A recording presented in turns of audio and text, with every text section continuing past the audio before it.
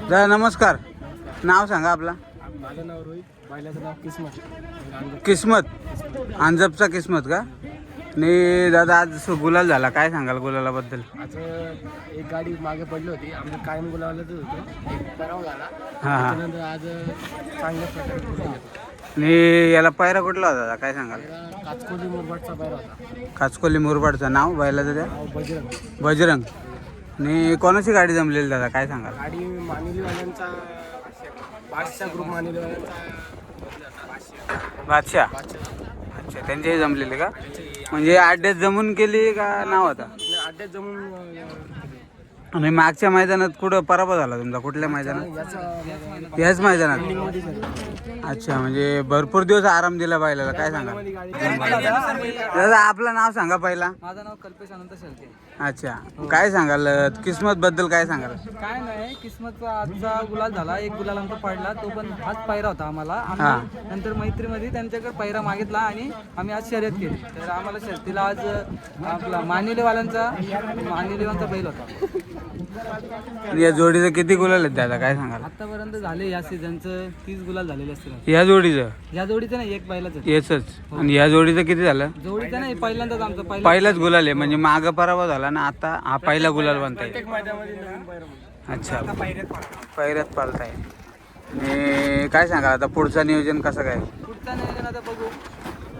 हीच गाडी पळू आम्ही पुढच्या मैदानात हो. संडेला. आता जिथं असेल मैदान तिथे आम्ही पळवणार, फक्त आम्ही बैल आहे ना असं आरामात काढतो, बाकी काही आणि आरामातच काढला पाहिजे, काय सांगाल? कारण आताच्या परिस्थितीनुसार, कारण उन्हाचा जास्त परिणाम होतो हा ना. बैलगाडी क्षेत्रामध्ये बघा कुठेतरी संकट आलेलं आहे, कारण भरपूर बैल अशी म्हणजे चांगली टॉपची बैल आहेत. कालाच्या पडद्याला जातात, काय सांगाल दादा?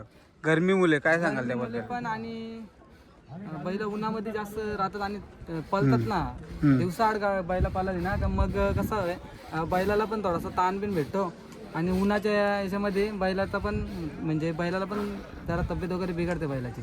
तुम्ही पण 15-20 दिवस आराम देता, म्हणजे टेन्शन नाही बैलाला. बैल काढतो.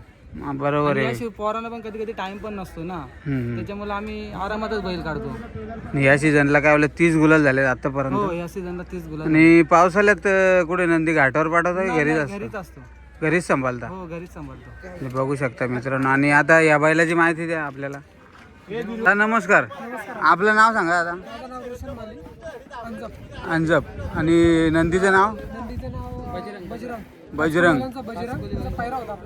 अच्छा, काय सांगाल बजरंग बद्दल? बजरंग त्यांची काहीतरी 1.5 लाखाची खरेदी आहे. त्यांनी आता 2 महिन्यापूर्वी संभाजीनगरवरून घेतलेला आहे. हा नंदी 1.5 लाखाची खरेदी आहे. कसा मग एक्सपिरियन्स काय सांगाल? 1.5 लाखाची खरेदी आणि गुलाल देतोय का? आतापर्यंत किती गुलाल झाले खरेदी झाल्यानंतर, काय सांगाल? 10. मालक तर नाही, त्याचा आपल्याला पायरा होता. अच्छा, साधारण तर त्याचे गुलाल मी तर पाहते, तो गुलाला त्याचे म्हणजे एक पण गाडी पडली नाही. मालक कुठे आहेत? मालक त्यांची गाडी घेऊन गेली दुसरी. अच्छा, दुसरी गाडी गेली का?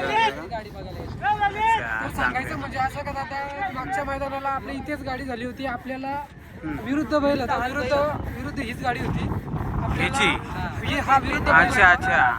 मराठवाड्यावाल्यांचा भैरव आणि हा होता किस्मत आणि माऊली होता जितेवाल्यांचा. अच्छा अच्छा. गाडी पेंडिंगलाच उतरली होती.